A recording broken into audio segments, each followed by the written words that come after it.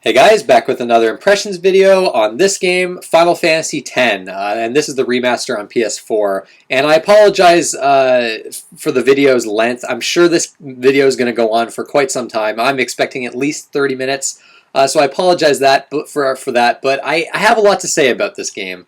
So I'm going to get pretty in depth with this game. And this is, I've said I'm doing my Final Fantasy marathon of sorts, where in between new releases I'm playing as many Final Fantasy games as I can, and this is one of the notable ones that I haven't played. A lot of people, I think, hold this in high regard. I think it's probably one of the most high selling Final Fantasy games. I'm pretty sure it's up there with 7 as far as sales go and recognition. And of course, it got a sequel, which. Maybe I'll get to that sometime, but yeah, it's, overall, what do I think of it? I like it. I enjoy it. There's a lot I like about this game. At the same time, there's a lot I despise about this game, and for the first 15 hours or so, I actually had this ranked, down there with Final Fantasy 13 and 13-2. This game did not give a good first impression. But I stuck with it, and I started to enjoy it more. The characters, at least some of them, I started to warm up to. I liked the plot quite a lot better, and actually, I'll say right now, the plot in this game is fantastic.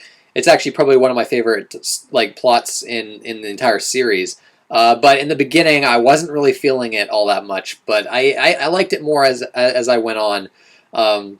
We'll talk about some of the things that annoyed me later on, but. I guess we'll start with the story.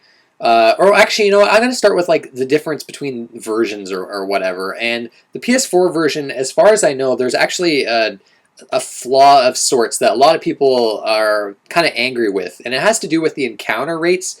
Apparently with this PS4 version, there's a glitch of some kind where encounter rates will always be the same and you'll get the same drops. And that sounds pretty terrible, but...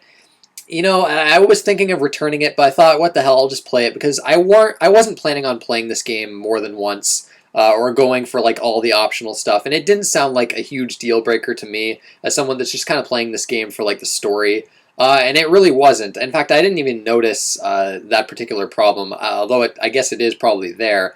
Other than that, it's the same as, the PS3 and Vita versions of this remaster.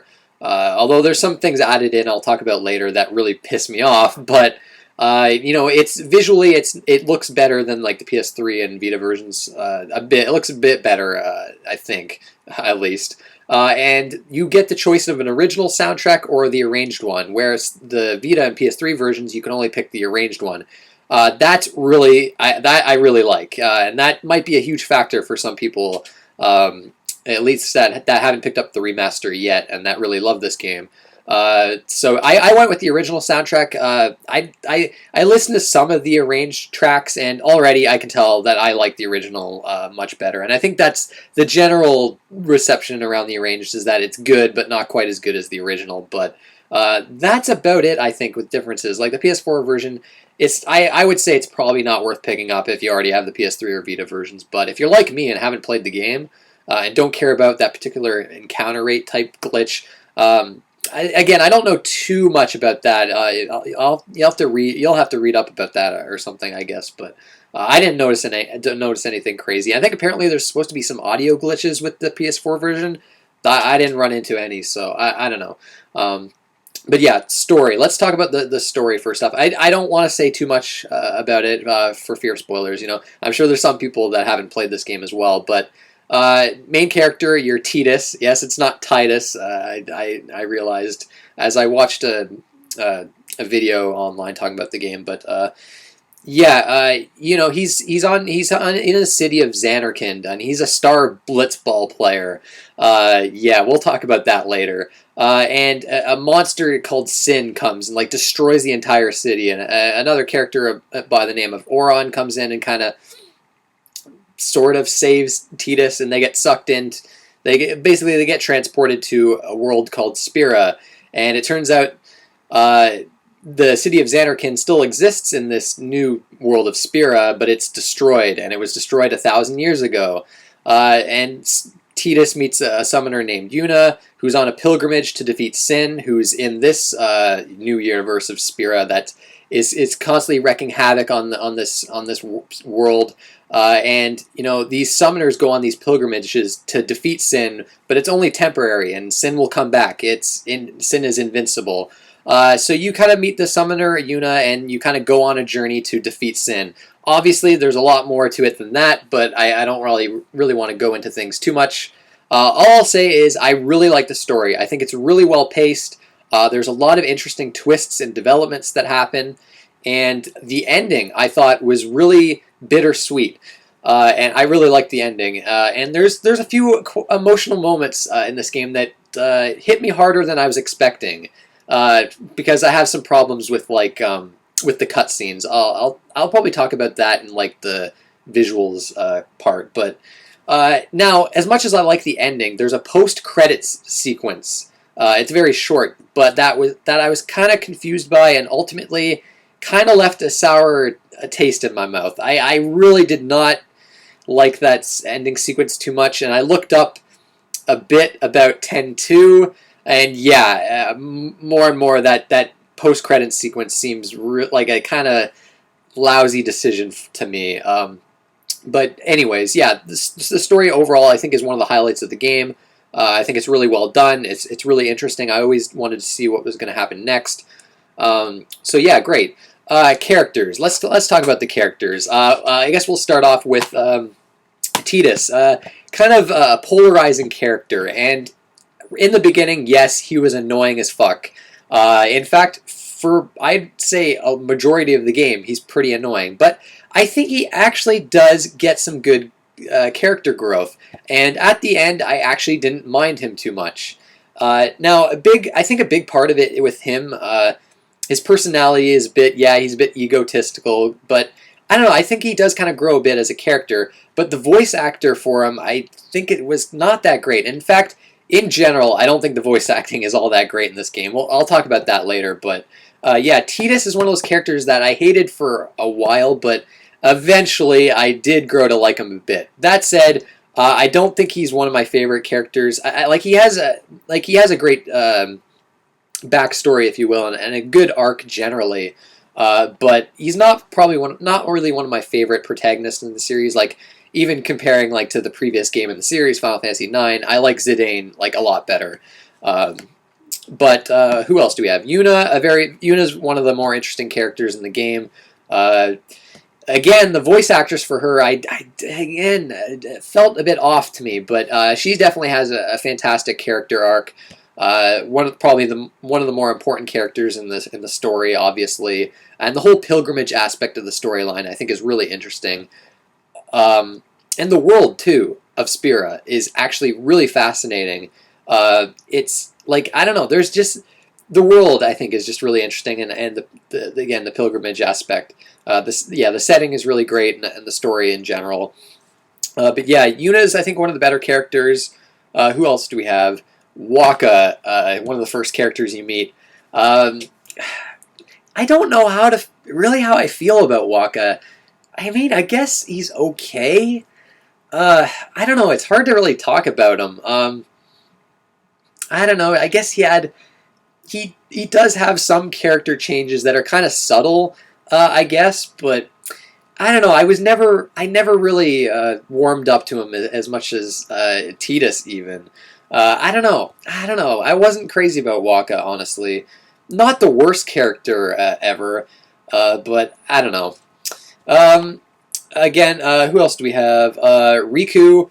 Now, Riku, based on videos on this game, I always assumed she was like this game's version of Vanille from Final Fantasy 13, the female character that everybody hates and that's like really annoying. And she has her moments, but ultimately, I found her just to be a really boring character with not much development. She's got some interesting aspects, but overall, I don't know. I thought she was kind of like a nothing character. I don't know. I wasn't crazy about Riku. We have Lulu, which extremely boring character with the worst voice performance in the game, in my opinion. Like that voice actress couldn't be, unless this is like, maybe this is like the point of her character, I guess, but it felt to me like that voice actress like just played her so straight and monotone, and it was just a very dull, like, performance, and that character was really dull. Like, I just did not give a shit about her. And her character design, too, seemed very just, boobs. But, yeah, I don't know. Did not care for Lulu. Um, okay, of course, we got to talk about Sir Oron. Probably my favorite character in the game, and probably one of my favorite characters in the entire series. I love this guy. He's fantastic. No-nonsense character, says it how it is, has an amazing character arc, an amazing backstory. The voice actor, I think, did a great job with him. Yeah, he's a badass. There's, like, a really great character. I really loved his character. Easily the best in this game, in my opinion. Who else? Kamari, Kamari has got some interesting aspects to him. He's kind of, obviously he doesn't talk much, but the whole Mount Gagazet part of the game I thought was really well done. I like Kamari. Not in combat though, but we'll talk about that later. Is that it? Is that all the characters? I think that's it. I'm trying to. It would be pretty bad if I forget a character, but I think that about covers it. Yeah, that's all the characters, at least for your main party. There's also Seymour, kind of the villain of the game. The character design I hate. I'll say that. I hate the character design, but I don't mind Seymour so much. I actually thought he was a pretty decent villain. And kind of, there's some definitely, he's definitely a bit of a tragic character, I think. And speaking of character designs, overall, not crazy about the character designs in this game. Like Tidus, I want to just talk about Tidus. Those fucking shorts he wears, I just want to fucking cut off that like extended leg piece. Like, goddamn, that bothered the shit out of me. But yeah, characters overall kind of mixed. And that's one of the aspects of the game that I thought was a bit disappointing. I was expecting hopefully like some more of the characters, but I don't know, not a terrible cast of characters, but not a particularly amazing cast of characters either. So yeah, that about covers the story, I guess. There's a lot of just tragedy to the game in general, just like a sense of just hopelessness that you really feel as you go throughout the game that I think is really interesting. There's a whole kind of religious aspect to the game too, some religious themes, anti-religion themes really, which I think are pretty interesting, but aren't done as well as I would have hoped, unfortunately. But yeah, I guess that about covers the story and the story setting and characters. Now, that kind of leads into the visuals. And, coming from Final Fantasy 9 to 10, obviously, this game had a huge budget at the time. I think I read it was somewhere like over 32 million. And every time there's a cutscene, I can just see the dollar signs. The cutscenes are absolutely gorgeous. The environments are all in 3D this time. No more 2D pre-rendered backgrounds. The character models all look great, especially in this remaster.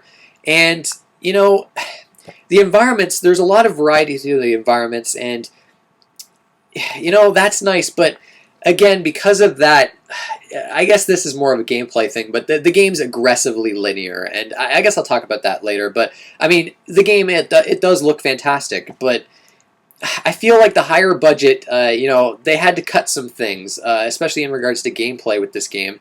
And I feel like the game loses something, or in the series in general. I think the shift to, just high budget graphics, I don't know, you definitely lose some things there. But I can't deny that the game looks great. Although with this remaster, like the NPCs look significantly worse than the main characters, which is a bit jarring. But yeah, it's a great looking game. Like, the summons are amazing. The animations are pretty good. However, the cutscenes are not so good. Now, I have to cut the game some slack because this came out in 2001 where cutscenes were still a relatively new thing. But the cutscenes to me were just incredibly stilted and awkward. And I got used to them eventually, but in those first 15 hours, I was having a hard time adjusting to them. That it was hampering my enjoyment of the game. Like, I just couldn't take these cutscenes seriously. Like, I don't know, man. Just the animations in the cutscenes and everything. It just and the voice acting. It all combined to just make these really awkward cutscenes. And well, I guess another character thing too. Titus and Yuna's kind of relationship.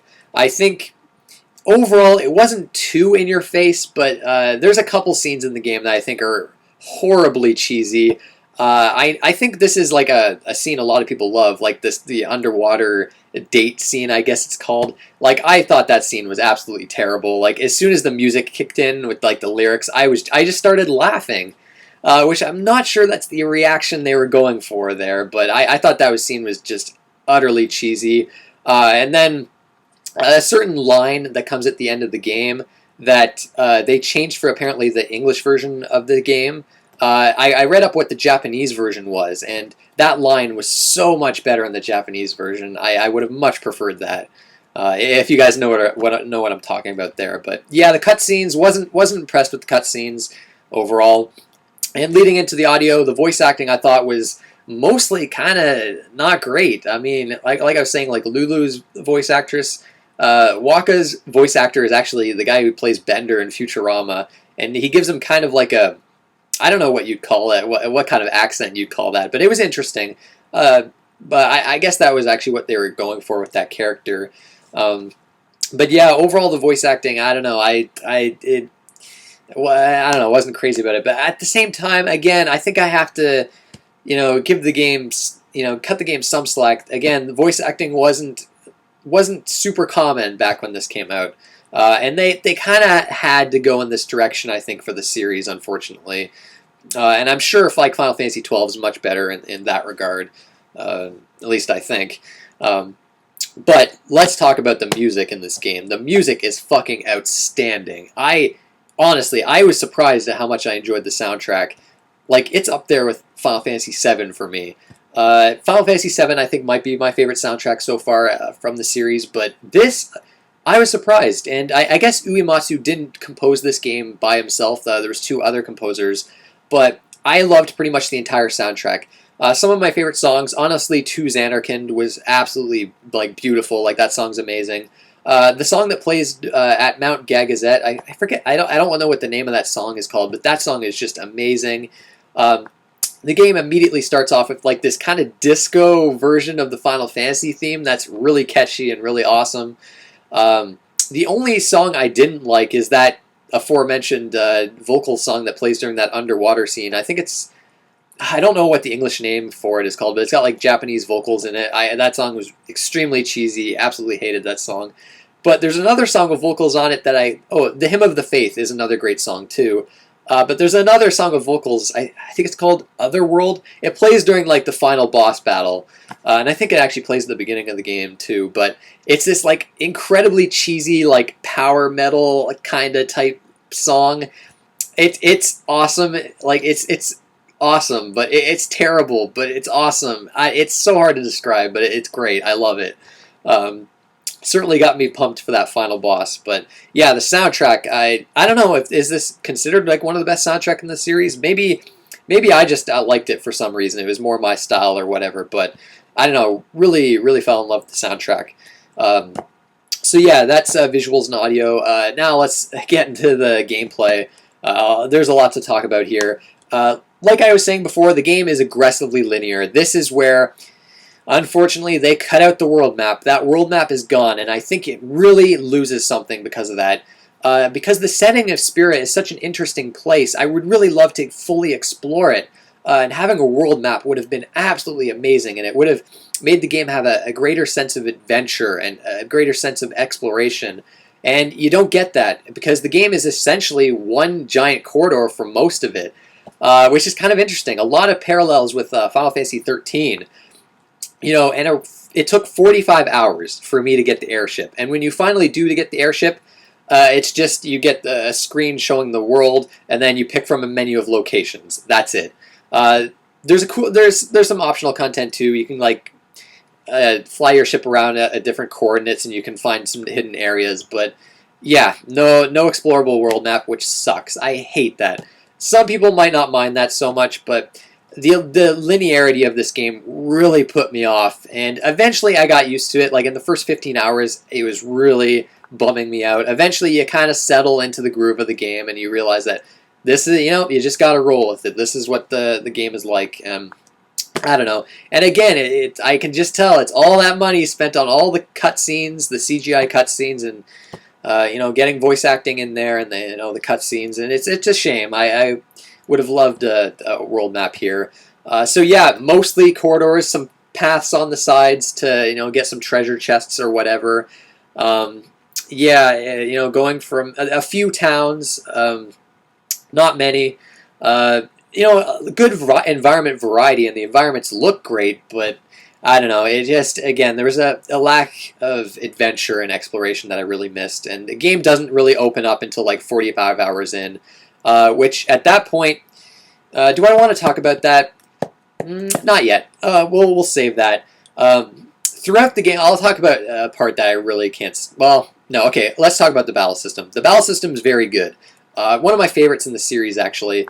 No longer the ATB system, so no, you have all the time in the world to take your actions, and you can switch in characters on the fly. You're a party of 3 characters, and and each character has their own strengths and weaknesses.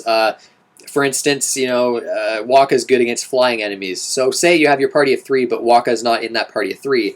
You can change, and it's like Lulu's turn or whatever. You can press the left bumper button or whatever, and immediately change to Wakka and throw your blitz ball at a flying enemy, and it will do more damage or whatever. And you don't miss. That doesn't skip a turn doing that. It still stays the same turn. So the battle system is quite fast. It's fun. And I know I just love the whole quick character switching aspect. But some animations I think take too long. Especially the Aeons. We'll talk about them now. Yuna, as a summoner, gets Aeons throughout the game. And these, you call on them, and they're kind of their own character, I guess. They have their own HP and have their own skills and things like that. They can attack enemies. Now, there is an option to cut the animations of these, but even at like the shortest time, it still took a bit too long for me, honestly.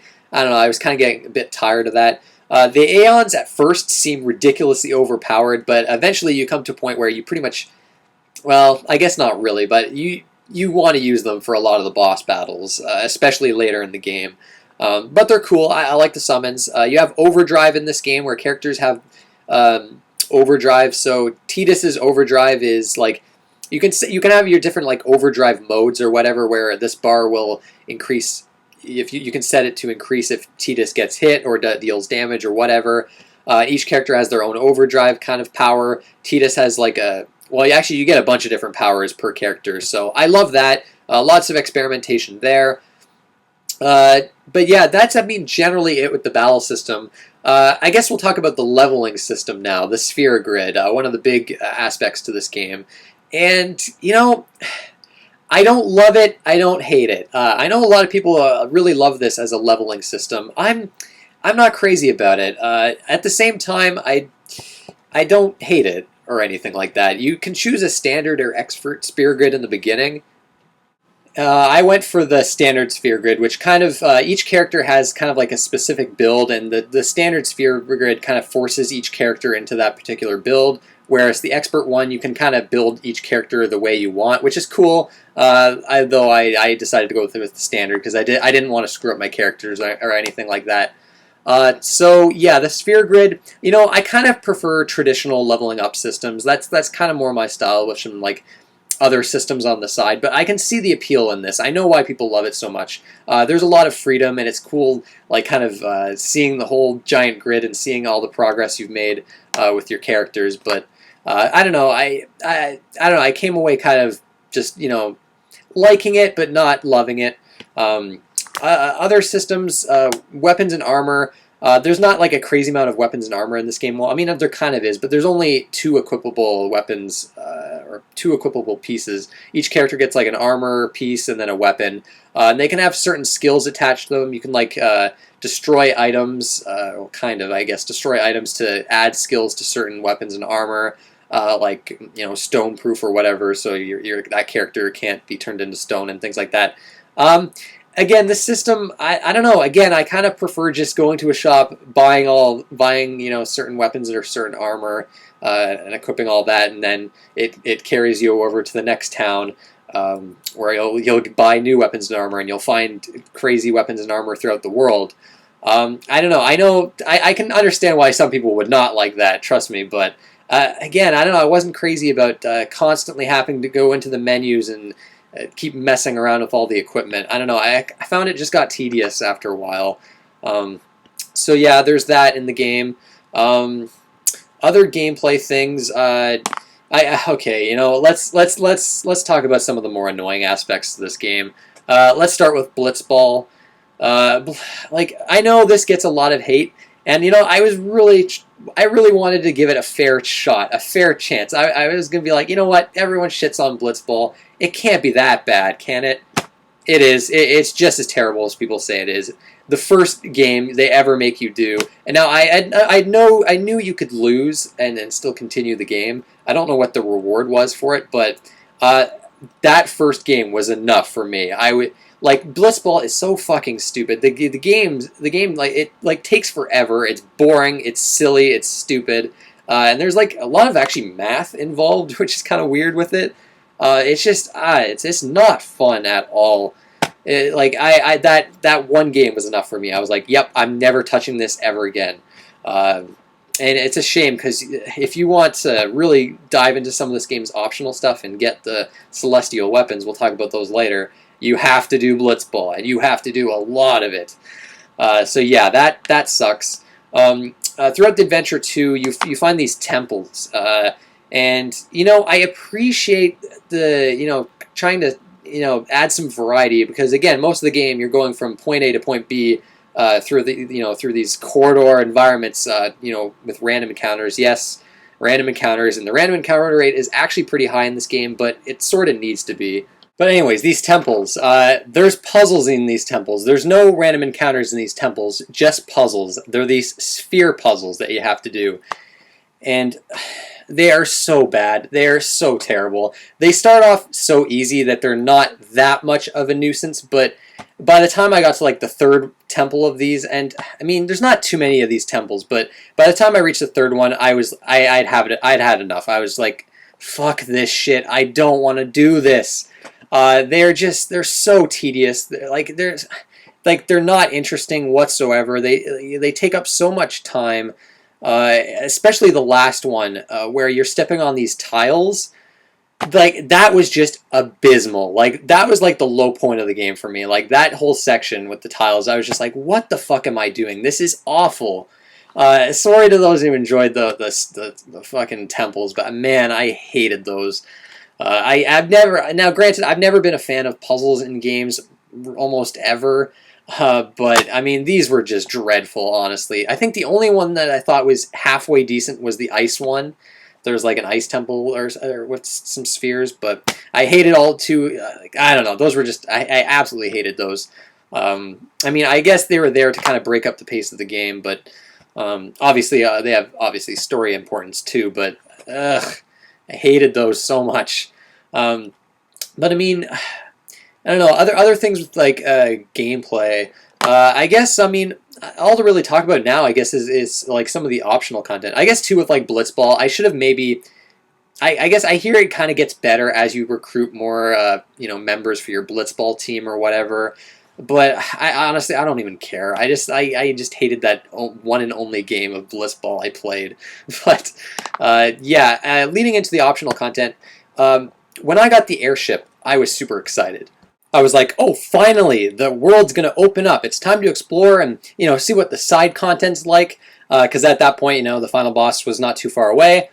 And I was like, oh, great. This is going to be great. And then, I went to, like, what's that place? The Calm Plains, I think it was called. and there's like kind of like a monster collecting mini game of sorts, which is honestly probably my favorite of like the few bits of optional content in this game. But even then, it just gets tedious after a while.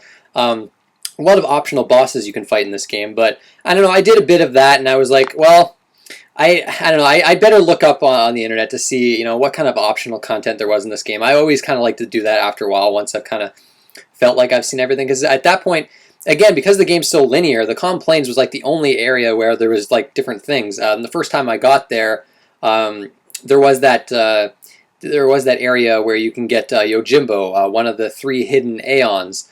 So I got him, and I was like, there was some other thing there. There's like the monster collecting arena there, and I was like, well, let me come back here, because I bet you I'll be able to come back here later. And it took quite a bit longer to get that airship to finally get there. I suppose you could have done that early on, but I wanted to do that before the final boss. But yeah, there's not much optional content in this game, and what is there? Well, I mean, there is, but a lot of it is pretty tedious. Like, again, with the monster collecting, it's like killing one or capturing one of each monster into a certain area, and then you can get like a bonus monster that you can fight for experience and rewards, which I was not going to do that. I was not going to take the time and do that.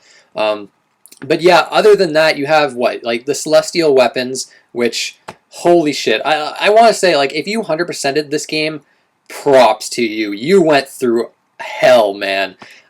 Just reading what you have to do to 100% this game, like, I would kill myself. It sounds absolutely like a torturous experience to get some of these celestial weapons, because you get the weapons, the super weapons for each character, and they're useless on their own. You have to get like these 2 pieces, like a relic and something else or whatever, and then power up the weapons. And to get some of those secret items, you have to do some absurd shit. Like I mentioned before, playing Blitzball like crazy. For one area, dodging 200 lightning bolts in a row. There's this area of the game where like lightning will randomly strike the ground, and Titus will get hit and he'll fly back a bit. You have to dodge 200 of those in a row without getting hit. If you did that, you're fucking crazy. You're nuts. You're absolutely insane. I just cannot believe, like, if I tried to do that, I would lose my mind. I would lose my mind. You're wow. Good on you if you did that. Wow, crazy.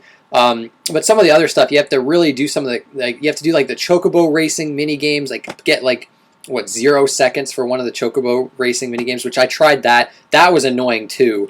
Like one of these, like to train a chocobo or whatever, you have to ride your chocobo in like a straight line. While birds and balls are flying at you. They're almost like impossible to dodge. They like aim right at you. That was fucking annoying. I actually eventually did get through that, luckily. But yeah, just a lot of like the mini games I just thought were there's like this butterfly collecting mini game that was just like lazy and terrible. Again, like Blitzball, a lot of annoying shit. But that's not the worst of it. I really wanted to get the 2 other hidden Aeons, so I looked up how to get them. So the second Aeon, it turns out I had to get these like special items in each of the temples that I was talking about earlier, the terrible temples that I wanted to get those done as quick as possible. So I missed all of the hidden items for those temples. I think I got 1 of them. So I was like, okay, I'll go back and get them. So I go and backtrack. I have to backtrack to this giant long-ass corridor of all these weak enemies that give me no rewards whatsoever, so that was a pain. I get all the way up to the village where this temple is, so I can get this final, one of these final items, and all of a sudden, boss fight, a Dark Aeon. And this is one of like the more powerful bosses in the game. It immediately does full damage to like my whole party, and I just get a game over like in like less than like 30 seconds. And I was just like, what the fuck was that? So I load up the game. I try this boss like multiple times. I just can't do it. So I look online. This is an optional boss that they put as a roadblock for this village in the in the remaster. This is not in the original game. And yeah, at my level, I would have had to grind like crazy to even had a chance to beat this guy, and I wasn't doing that. So yeah, I'm locked out of one of the hidden Aeons. So that fucking sucks. And of course, to get the other Aeon, you need this Aeon. So yeah, that is inexcusable. I hate missable kind of shit like that. Other optional stuff, there's the Omega Ruins. There's obviously a scant few hidden weapons that I was able to get, but there's the Omega Ruins, which has like some of the toughest enemies in the game. I got through that whole dungeon somehow. That was hard, which I'll talk about the difficulty later, but I get to the final boss there. The Omega weapon, it absolutely destroys me. I pretty much, I'm like, that's a super optional boss, so obviously I have to be super high leveled for that. So I read up online. Apparently, the original version of this boss was really easy and only had 99,999 health. But in the remaster, they upped his health to 999,999, which is absurd. So I was like, okay, well, I'm never beating that, so fuck that. And yeah, that was about it for the optional content. Again, there's all sorts of annoying shit you have to do to get the celestial weapon upgrades. But yeah, like all of the side stuff in this game absolutely fucking sucks. Like I would never, I could never imagine doing any of that stuff. Like I would just lose my mind. So yeah, that was a huge disappointment. The exploration in this game is so lacking, and even when the world does open up, it's like there's nothing interesting there. At least in my opinion. Yeah, not a fan of like any of that side stuff. But difficulty wise, yeah, this game, from what reading on message boards and things, I'd always see people say this is one of the easiest Final Fantasy games. So I was expecting to blaze through this game. I don't know. I thought this game was pretty challenging. Admittedly, it starts off pretty easy, but I'd say, like, especially, like, the last third of the game, pretty much every boss killed me, like, the first try. And, like, I got multiple game overs in this game. A lot of those later bosses are fucking tough, which is not a bad thing. I certainly appreciated the challenge, but, man, I was not expecting to have a hard time with this game. Maybe I just suck at it or wasn't using the sphere grid properly. But I found it to be one of the more challenging Final Fantasy games. I had to do a lot of grinding before some bosses. In terms of like save points, I think they are pretty generous of save points, luckily. But there are a few bullshit moments. There's one particularly difficult boss that beating him was like completely lucky for me. And then right after that, you have to go through a gauntlet of enemies. And I almost died at this gauntlet of enemies, and they give you no save point for that shit. So that pissed me off. If I died there, I would have been really mad. And then the very final boss. They make you do this absolutely annoying-ass section where you're, like, dodging, like, lightning bolts, kind of, that are basically enemy encounters if they touch you, and you're picking up these spheres. I don't know. It didn't make any sense to me, but, well, I guess it kind of does, but it's annoying. It's very annoying to have to go through that. So you go through that, and then you get to a section where it's like a cutscene or whatever, and then you can walk a bit. And you walk forward a bit, and then you're at the final boss. Why couldn't they give you a save point there? Because the cutscene for this final boss is excruciatingly long, and I died at the final boss quite a few times. Although, I eventually found something that actually cheesed them, which I wasn't expecting. We'll talk about that. Well, no. One of the Aeons has a certain move that I was not expecting to like, it basically just utterly destroys the final boss. But yeah, this long cutscene, which this leads to one of my, like, other than the temples, my biggest complaint about the game, the unskippable cutscenes. My God, so many times, and this bugged me especially in the later half of the game, where there's like these insanely long cutscenes that go on, which, yeah, okay, the first time, yeah, they're great to see, but I don't need to see them a second or third or fourth time every time I lose on the boss. It was so fucking infuriating to sit through these cutscenes. And, you know, this is a remaster. Like, I know it's not a remake, but was it really that hard to fucking make the cutscenes unskippable? Like, I just don't get it. Like, the utter, like, lack of respect for, like, a player's time is just baffling to me.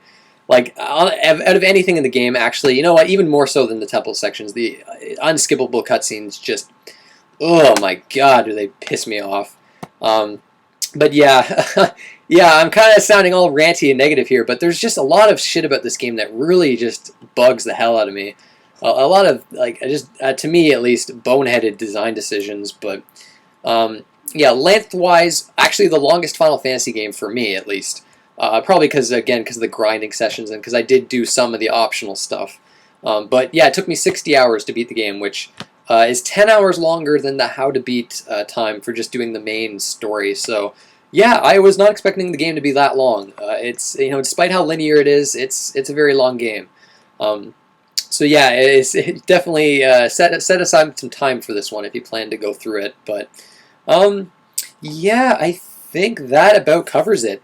I'm probably sure, obviously I'm probably missing some stuff, but yeah, overall an enjoyable game. I think well worth playing if you haven't played it. That said, I don't see this being one of the Final Fantasy games I come back to. I'd rank like Final Fantasy 4, 5, 6, 7, 9 like higher than this. I do like this better than 13 and 13.2 and 3, of course.